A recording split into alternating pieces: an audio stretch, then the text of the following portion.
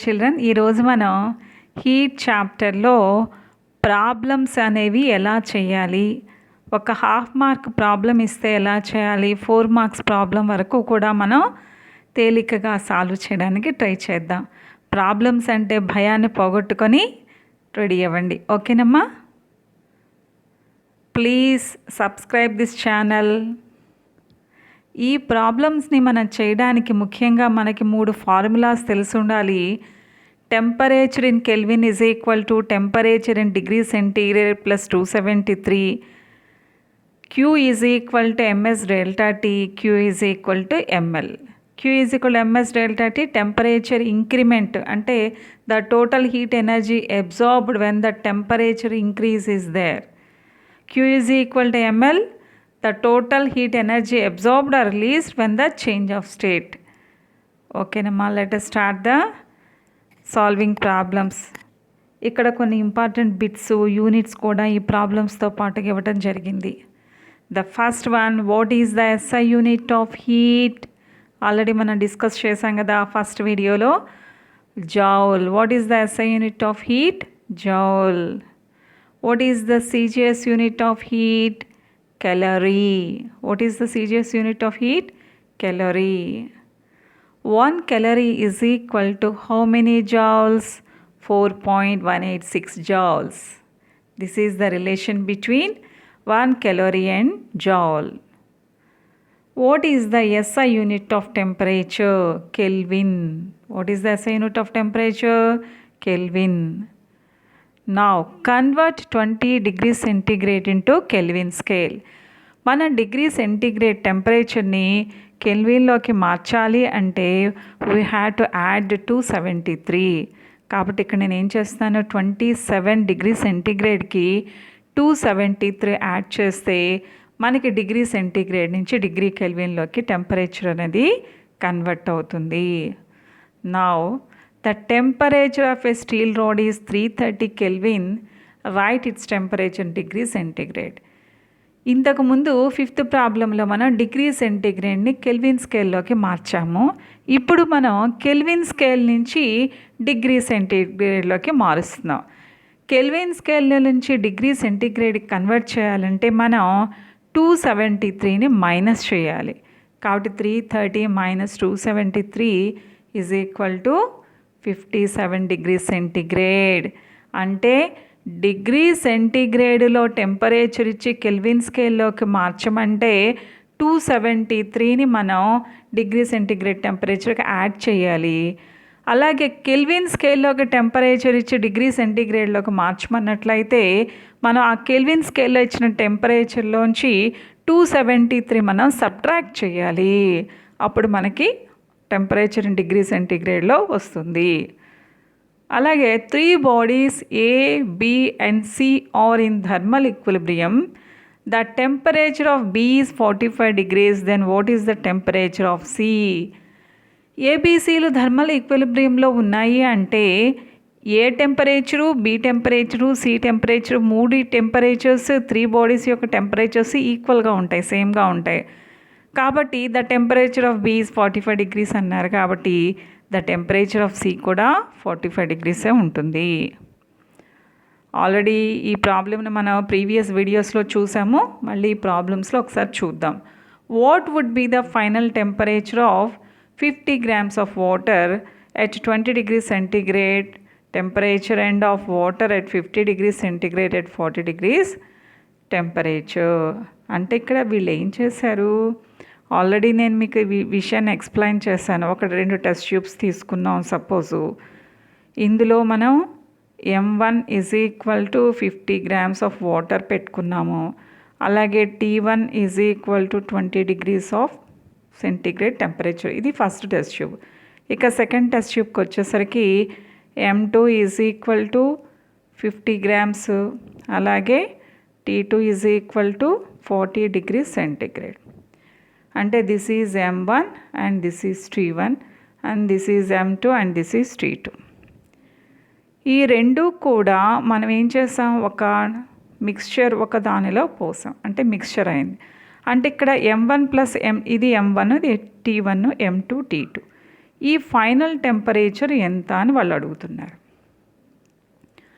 Already దీన్నే మనం M1 already మనం అనుకున్నాం కదా, M1, M2, T1, T2. M1 is 50 grams, M2 is 50 grams, T1 is 20 degrees centigrade and T2 is 40 degrees centigrade. What is the final temperature of the mixture? మనం ఏ formula use చేస్తాం దీనికి? T is equal to M1 T1 plus M2 T2 by M1 plus M2. అప్పుడు ఆ value substitute చేశాను చూడండి. M1 ప్లేస్లో 50, T1 ప్లేస్లో 20, M2 ప్లేస్లో 50, T2 ప్లేస్లో 40 వేసి మనం సబ్స్టిట్యూట్ చేసినట్లయితే మనకి final temperature of the mixture మనకి ఎంత వచ్చింది? 30 degrees centigrade అనేది వచ్చింది. అంటే ఈ విధంగా మనం 2 డిఫరెంట్ మనం సొల్యూషన్స్ని వీటిని యాడ్ చేసినప్పుడు final temperature of the mixture అని అడిగినప్పుడు ఈ ఫార్ములా మనం వేసి కనుక్కుంటాం అనమాట. ఓకే, నెక్స్ట్ ఈ విషయం మనం ఆల్రెడీ డిస్కస్ చేసాం. Q is proportional to M, Q is proportional to delta T.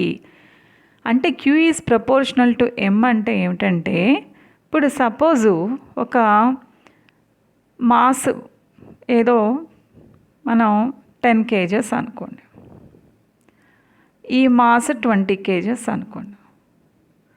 రెండింటినీ కూడా ఒక 10 degrees centigrade వేడి చేయాలి. దీనికి ఎక్కువ హీట్ ఎనర్జీ ఇవ్వాలా, దీనికి ఎక్కువ హీట్ ఎనర్జీ ఇవ్వాలా? మాస్ ఎక్కువ ఉంది కాబట్టి దీనికి మనం ఎక్కువ హీట్ ఎనర్జీ ఇవ్వాలి. అంటే మాస్ పెరుగుతూ ఉన్న కొద్దీ ఇచ్చే హీట్ ఎనర్జీ కూడా పెరుగుతోంది. అంటే amount of heat energy absorbed కూడా పెరుగుతోంది. అంటే మాస్ పెరిగే కొద్దీ amount of heat energy absorbed కూడా పెరుగుతోంది. కాబట్టి దిస్ ఈజ్ డైరెక్ట్లీ ప్రపోర్షనాలిటీ. ఇది పెరిగితే అది కూడా పెరుగుతుంది. కాబట్టి దీన్ని మనం ఏమన్నా Q is proportional to M అన్నాం. అలాగే రెండోది ఇక్కడ చూడండి, for the same mass of water the change in temperature.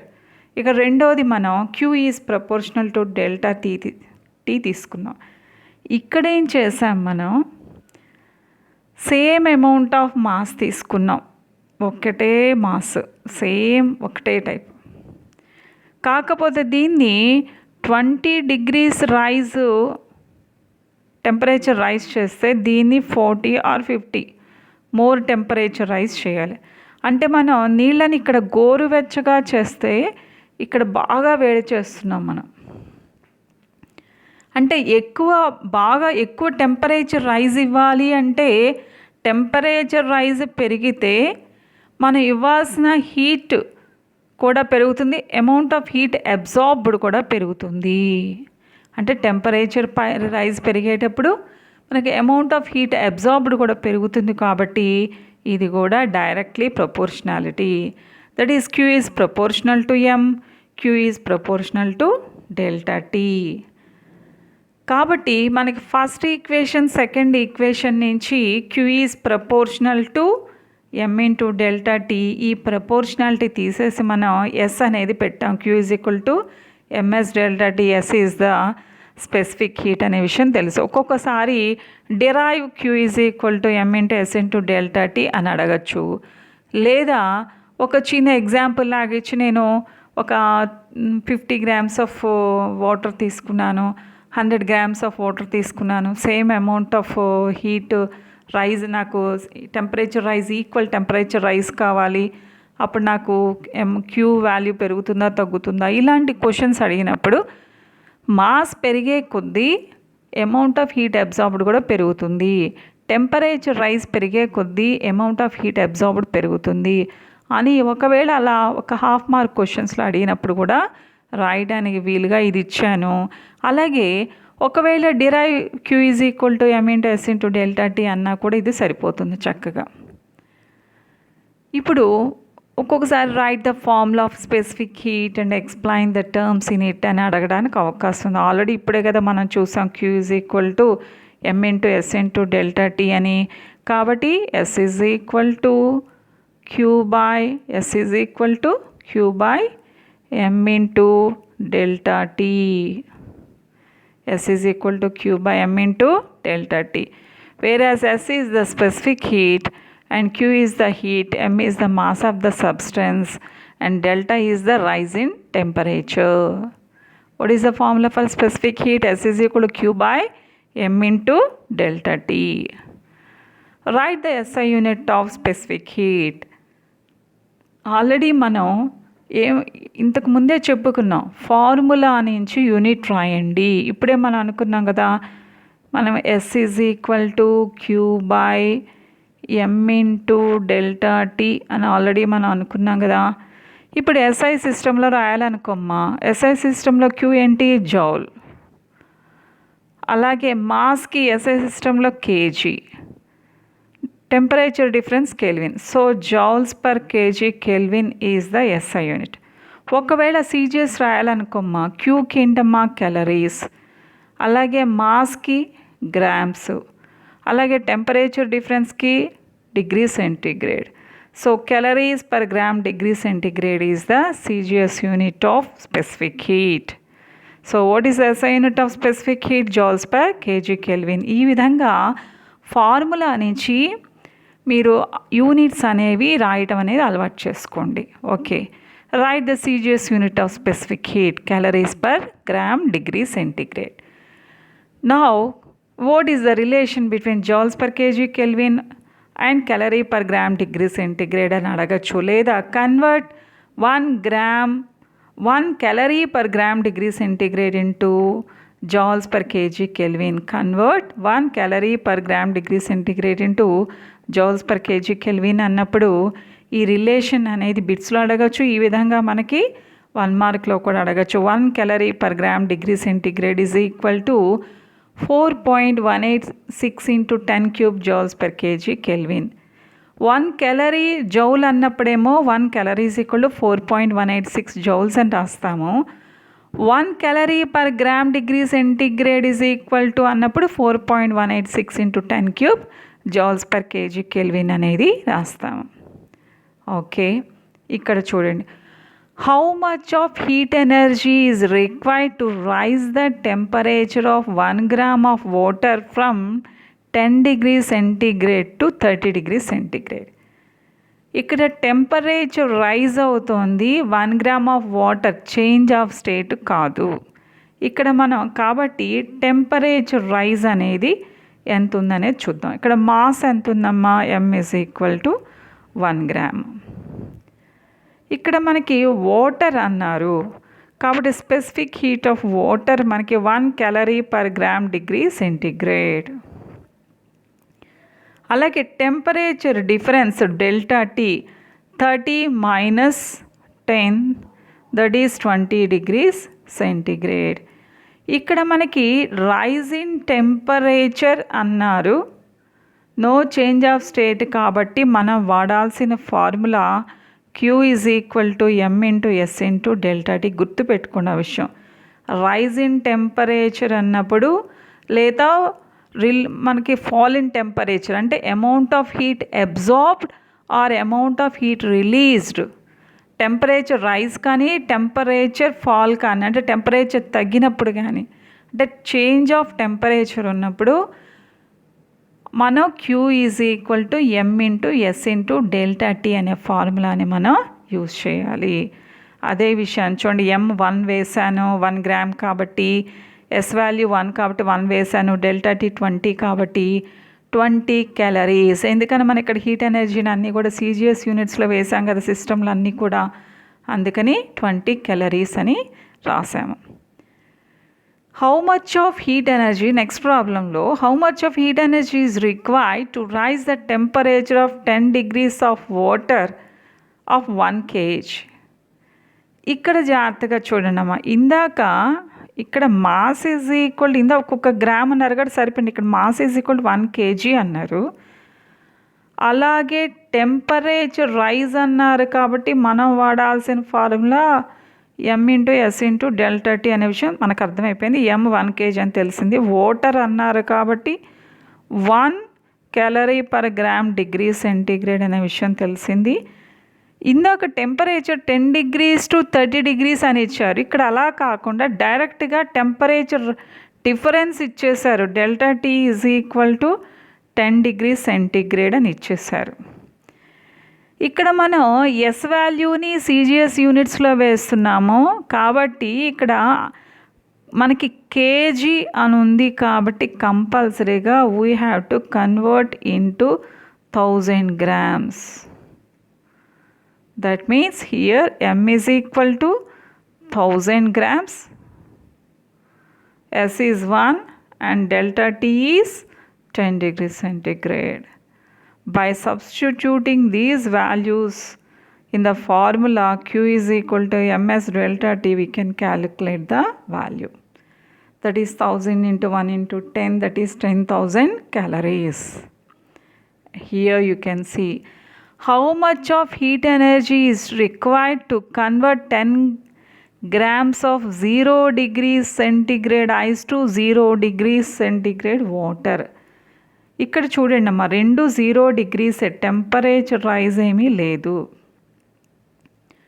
అంటే చేంజ్ ఆఫ్ స్టేట్.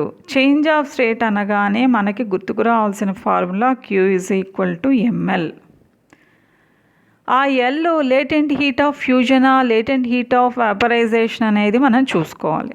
ఇక్కడ ఎం వాల్యూ మనకు ఆల్రెడీ 10 grams అని ఇచ్చారు. How much required to 10 grams of 0 degrees of ice to 0 degrees of water. So Q is equal to ML. M 10 grams అని తెలిసింది. Ice to water కాబట్టి ఇక్కడ melting కాబట్టి latent heat of fusion of ice L value ఎంతమ్మా, 80 calories per gram. Latent heat of fusion already last సెషన్లో చెప్పుకున్నాం. Therefore Q is equal to ML, 10 into 10 grams కాబట్టి 10, latent heat of fusion 80 కాబట్టి 800 calories. Okay, this is the amount of heat required to convert 10 grams of ice at 0 degrees centigrade to 0 degrees of water. Okay, now we shall discuss, we are heating a substance. The heat given will be utilized for the substance for two purposes. అంటే మనం ఏదైనా ఒక పదార్థానికి heat ఎనర్జీని ఇచ్చినప్పుడు అది 2 రకాలుగా ఉపయోగపడటానికి అవకాశం ఉంటుంది. The first one is temperature rice, that is increase in temperature, that is kinetic energy. మన టెంపరేచర్ ఇంక్రీజ్ అయితే కైనెటిక్ ఎనర్జీ కూడా పెరుగుతుంది. Temperature increment. ఆ టెంపరేచర్ ఇంక్రీజ్ కానీ టెంపరేచర్ డిక్రీజ్ కానీ జరిగినప్పుడు Q is equal to MS delta tea. Q is equal to MS into T2 - T1 అనే formula వేస్తాం. ఒకవేళ మనం ఇచ్చిన హీట్ ఎనర్జీ చేంజ్ ఆఫ్ స్టేట్కి ఉపయోగపడింది అనుకోమ్మా, అంటే solid phase to liquid phase కానీ లిక్విడ్ ఫేజ్ నుంచి మనకి గ్యాసియస్ ఫేజ్ కానీ చేంజ్ ఆఫ్ స్టేట్ అప్పుడు ఎప్పుడు కూడా టెంపరేచర్ కాన్స్టెంట్గా ఉంటుంది. Only the heat energy given will be utilise for the change of state, అంతేగాని అక్కడ టెంపరేచర్ ఇంక్రిమెంట్ కనిపించదు. అలాంటి కేసెస్లో we have to use the formula Q is equal to ML. ఇక్కడ ఒక్కసారి చూడండి అమ్మా, ఇక్కడ మనం చూసినట్లయితే ఐస్ కాస్త 0 degrees ఐస్ 0 degrees వాటర్గా మారింది, చేంజ్ ఆఫ్ స్టేట్. అప్పుడు మనం వాడాల్సిన formula Q is equal to ML. ఇక్కడ 0 degrees దగ్గర వాటరు 100 degrees centigrade వాటర్గా మారింది కాబట్టి ఈ ఏరియాలో మనం వేయాల్సింది temperature increment, no change of state కాబట్టి Q is equal to M into S into delta T. ఇక్కడ again 100 degrees of water 100 degrees of వేపర్గా వాటర్ వేపర్గా మారింది, గ్యాస్గా మారింది, change of state. Again you have to use the formula Q is equal to ML. ఈ విధంగా ఎప్పుడు Q is equal to MS delta T formula వేయాలి, ఎప్పుడు Q is equal to ML formula వేయాలి అనే విషయాన్ని మీరు జాగ్రత్తగా అబ్జర్వ్ చేసినట్లయితే హీట్లో ఉన్న ప్రాబ్లమ్స్ మనం చాలా ఈజీగా ఆన్సర్ చేయొచ్చు. Let us do. How much heat energy, how much of energy is absorbed when 1 gram of ice at -5 degrees centigrade turns into steam at 100 degrees centigrade? ఇక్కడ మనం ఆల్రెడీ చెప్పుకున్నాం, amount of heat energy required is when we are supplying the heat energy, that will be utilized as two parts. The first one is the temperature increment and the second one is the change of state. That will be utilized for two purposes. The first one is temperature rise and the second one is change of state. So here we are taking specific heat for ice. S of ice is 0.5 calories per gram degree centigrade and specific heat for water is equal to 1 calorie per gram degree centigrade. Already these are the standard values. And latent heat of fusion of ice is 80 calories per gram. మనకి ఈ value గుర్తుండాలి కంపల్సరీగా problem చేయటానికి. అలాగే latent heat of వాపరైజేషన్ కూడా 540 calories per gram. మీరు ఆ specific heat of ice value, specific heat of water value, latent heat of fusion of ice, latent heat of మనకి vaporisation, latent heat of fusion of ice అమ్మది, latent heat of fusion of vaporisation values అని మీరు గుర్తుపెట్టుకోవాలి. Temperature ఇంక్రీజ్కి we have to use the formula Q is equal to ms T2 minus T1 ms delta T or change of state అప్పుడు Q is equal to ml. ఈ formulas use చేయాలి. ఇప్పుడు చూద్దాం problem. ఇక్కడ ఏం జరుగుతోంది, 1 gram of ice at -5 degrees centigrade turns into steam at 100 degrees centigrade. అంటే ఒక్కొక్క స్టెప్ బై స్టెప్ వెళ్దాం. ఫస్ట్ స్టెప్లో ఏమవుతుంది, సెకండ్ స్టెప్ అట్లా మొత్తం అంటే -5 degrees దగ్గర ఉన్న ఐస్ 100 degrees దగ్గర ఉన్న స్టీమ్గా మారడానికి ఎన్ని స్టెప్స్ అనేవి వెళ్తుందో చూద్దాం. First step -5 degrees centigrade ice 0 degrees దగ్గర ఐస్గా మారింది అంటే టెంపరేచర్ ఇంక్రిమెంట్ జరిగింది.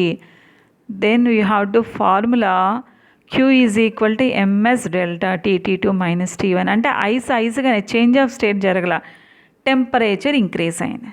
నెక్స్ట్ చూద్దాం.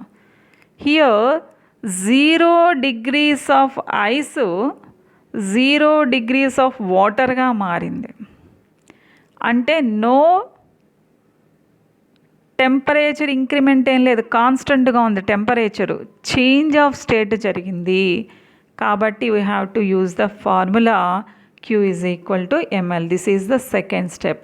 ఫస్ట్ స్టెప్లోనేమో -5 degrees of ice 0 degrees of ఐస్గా టెంపరేచర్ ఇంక్రీజ్ అయింది. That is the first step. Second step ఏంటి, 0 degrees of ice 0 degrees of వాటర్గా మారింది. ఓకే, థర్డ్ స్టెప్ చూద్దాం. We shall see the third step. Next one. Here you can see 0 degrees of water 100 degrees of waterగా మారింది అంటే temperature increase అయింది. కాబట్టి మనం వాడాల్సిన ఫార్ములా ఏంటి, Q is equal to m into s into T2 minus T1. ఇది step 3. Step 4 చూద్దాం. ఇక్కడ 100 degrees of water 100 degrees of స్టీమ్గా మారింది అంటే చేంజ్ ఆఫ్ స్టేట్ అంటే Q is equal to ml. This is the first step. -5 degrees centigrade ice to 0 degrees centigrade and this is the second step. 0 degrees ice to 0 degrees water change of state and this is the third step. 0 degrees of water to 100 degrees of water అంటే temperature rise అయింది కాబట్టి ఈ formula వేస్తాం. Fourth step 100 degrees of water to 100 degrees of steam, that is change of state. So we had seen 4 steps we had seen. Okay, let us do in each step how much of heat energy is absorbed. We shall calculate separately. Let us see here. First step, -5 degrees centigrade ice to 0 degrees centigrade of ice, that is temperature increase. Q is equal to m into s into T2 minus T1. Mass is 1 gram. What is the specific heat of ice? 0.5. Temperature difference -5 to 0, that is 5. So ms delta T 1 into 0.5 into 5, that is 2.5 calories. That is the heat energy absorbed by minus 5 degrees centigrade ice to convert 0 degrees centigrade ice is 2.5 calories. Okay, next step. Second step, 0 degrees of ice is converting into 0 degrees of water. Change of state. So we are using the formula Q is equal to ml. That is m is 1 gram, L is 80. So latent heat of fusion, because ice is converting into water, 1 into 80, that is 80 calories. That is the amount of heat absorbed by 0 degrees of ice to 0 degrees of water is 80 calories. And the third step. Here 0 degrees of water is the temperature of 0 degrees of water is increasing to 100 degrees centigrade of water. Here the temperature increase, no change of state. So we have to use the formula Q is equal to ms into T2 minus T1. M is 1 and S for water is 1 and the temperature difference 100 minus 0, 100. So 1 into 1 into 100, that is 100 calories. That is 100 calories of heat energy is absorbed to rise the temperature of 0 degrees of water to 100 degrees centigrade of water. That is 100 degrees centigrade rise. Now the last stage, fourth step. 100 degrees of water to 100 degrees centigrade steam. 100 degrees to 100 degrees, only water to steam, the change of state. Then we have to use the formula Q is equal to ml. M is 1 gram and here water is converting into steam. We have to use the latent heat of vaporization. So 1 into 540 calories. Okay. Now we shall sum up all four things. Here you can see step 1, step 2, step 3 and step 4.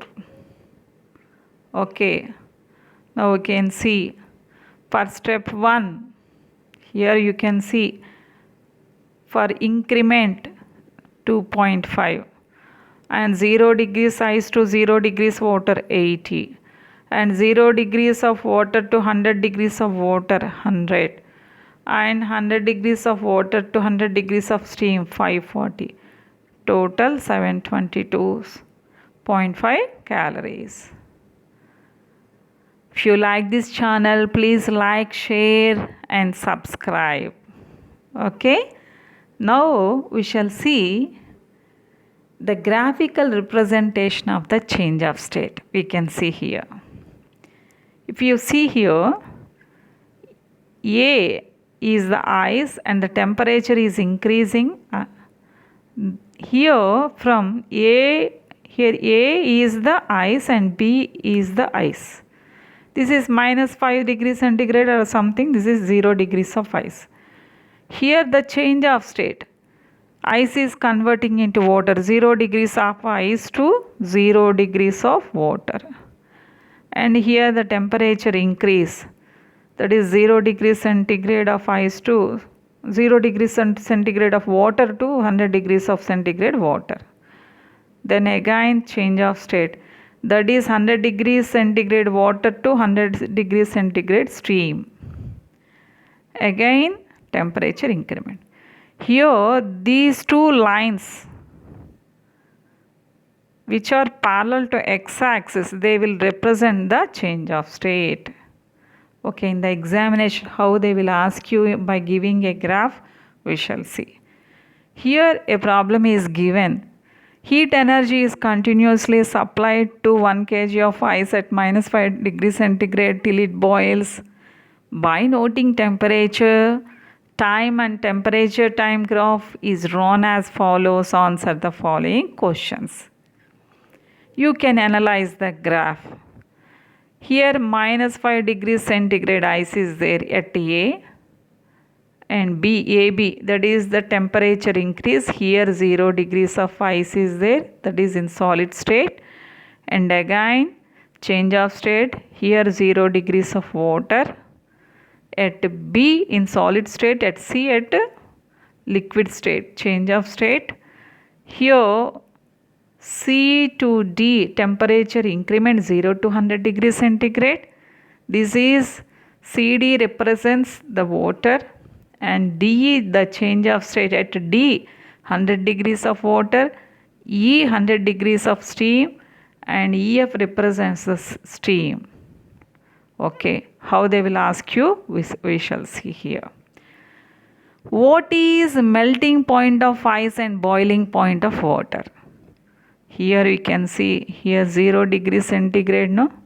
We can see 0 degrees centigrade, no? Melting point, that is 0, and boiling point 100 degrees centigrade. We have to see like that. What is melting point of ice and boiling point of water? Already we had seen, no? Here they will ask you, what is the state and temperature at C? Here we can see here. That is, ice is converted to liquid. So here C. What is the temperature? 0 degrees of water. So 0 degrees centigrade and liquid state. Okay, now we shall see here. What is the state and temperature at position E? Okay, here we can see here E. They are asking you. Here 100 degrees centigrade of water is converting to 100 degrees of steam. That is gaseous. That is temperature is 100 degrees centigrade. And what is the state? 100 degrees centigrade steam. So gaseous state. We wrote like that. Now we can see. What are the states of substance AB and CD? AB and CD. They are asking you. AB. Here you can see AB. Here you can see AB. That is -5 degrees centigrade ice is converting into the temperature is only increasing -5 degrees centigrade to 0 degrees centigrade ice. So solid state only. AB represents a solid state. And CD represents, here we can see here. That is here 0 degrees of water to 100 degrees centigrade of water only. The temperature is only increasing. So that is in liquid state. CD represents here. CD represents liquid state. AB represents solid state. Okay, next. Which part of the graph represents a change of state? What are they? ఎప్పుడైనా సరే గుర్తుపెట్టుకున్నామా, change of state అంటే ఇలా X యాక్స్కి ప్యారలల్గా ఉన్నాయి చూసుకోండి. ప్యారలల్గా ఉన్నాయి అంటే ఇక్కడ బీసీ చేంజ్ ఆఫ్ స్టేటు, అలాగే ఇక్కడ డిఏ చేంజ్ ఆఫ్ స్టేటు. ఈ బీసీ అనేది మనకి ఐస్ టు వాటర్ కాబట్టి మెల్టింగు, ఇక్కడ డిఏ అనేది వాటర్ టు స్టీమ్ కాబట్టి బాయిలింగు. అదే ఇక్కడ రాసాను చూడమా, BC DE. BC represents melting, DE represents boiling.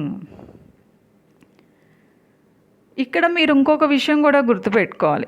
BC represents మనం మెల్టింగ్ అన్నప్పుడు బి దగ్గర ఏ స్టేట్లో ఉంటుంది అంటే సాలిడ్ స్టేట్ ఐసే, సి దగ్గర లిక్విడ్ స్టేట్లో ఉంటుంది. అలాగే డిఈ రిప్రజెంట్స్ బాయిలింగ్ అన్నాం. డి దగ్గర మనం 100 degrees ఆఫ్ వాటర్ కాబట్టి లిక్విడ్ స్టేటే. ఇక్కడ మనం సపోజ్ ఇక్కడ ఈ పాయింట్ దగ్గర మనకి 100 degrees ఆఫ్ స్టీమ్ కాబట్టి అక్కడ గ్యాసియస్ స్టేట్లో ఉంటుందనే విషయం గుర్తుపెట్టుకోండి. ఇక్కడ ఏ క్వశ్చన్ అడుగుతున్నారంటే, why there is no change in temperature at BC and DE even we gave heat energy continuously to the substance. అంటే మనం హీట్ ఎనర్జీని ఇస్తూనే ఉన్నాం. ఇక్కడ మనం చూసినట్లయితే బీసీ టెంపరేచర్ ఇస్తున్న టెంపరేచర్ రైజ్ ఏమీ లేదు. అలాగే డిఈ కూడా మనకి టెంపరేచర్ ఇస్తున్నాం కానీ మనకు టెంపరేచర్ ఏం రైజ్ లేదు.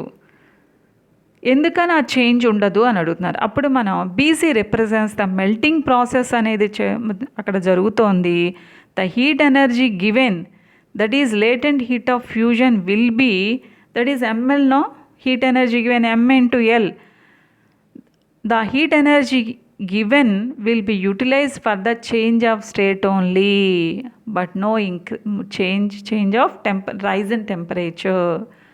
and D represents the boiling process. The heat energy given will be utilized for the change of state only అని చెప్పి అంటే ఆ హీట్ ఎనర్జీ చేంజ్ ఆఫ్ స్టేట్కి యూటిలైజ్ అవుతుంది అని మనం రాయాలన్నమాట. అలాగే next, how much heat energy is required to convert 1 gram of ice at 0 degrees centigrade to 0 degrees of how much of heat energy required to convert 1 gram of ice at 0 degrees centigrade to water at 0 degrees centigrade. అంటే ఇక్కడ మనకి change of state కదా, కాబట్టి మనం ఏ formula వేయాలి, ML formula వేయాలి. ఇక్కడ 1 gram అన్నారు, ఇక్కడ మనకి ఐస్ కాబట్టి latent heat of fusion, so 80 calories. అలాగే next question, how much heat energy is required to convert 1 gram of water at 100 degrees centigrade to vapour at 100 degrees centigrade అన్నారు. ఇది మనకి water to vapour change of state కాబట్టి ML formula వేస్తాము. ఎం అనేది 1 gram కాబట్టి 1 వేసాము. Water స్టీమ్గా మారుతుంది కాబట్టి లేటెంట్ హీట్ ఆఫ్ వేపరైజేషన్ 540 వేస్తాము. కాబట్టి 1 into 540 దట్ ఈస్ 540 calories.